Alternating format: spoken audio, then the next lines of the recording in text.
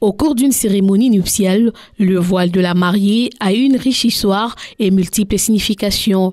Si notamment la protection contre les mauvais esprits et les symboles de la pureté, de la soumission, bien que les hommes des dieux exigent cela lors de la bénédiction du mariage, le port du voile n'a aucun soubassement biblique, évoque l'évêque Emmanuel Bonza. Du point de vue de la Bible, qui est notre fondement et la parole de Dieu, nulle part est mentionné que lorsque vous allez commencer à faire une célébration de mariage, la femme est tellement obligée de porter une voile. Non, ce n'est pas prescrit.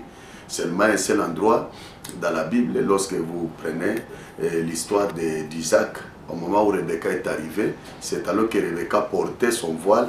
Quand il a vu Isaac, elle a couvert son voile. Alors, c'est le seul endroit là où le voile est mentionné.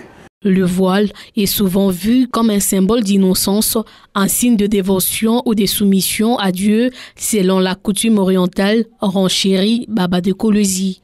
Une autre signification, ça symbolise le respect de la femme, ou soit la pudeur que la femme doit garder. Mais d'une manière reconventionnelle encore, on dit que quand une femme porte une voile, les jours de son mariage, ça symbolise qu'elle est vierge.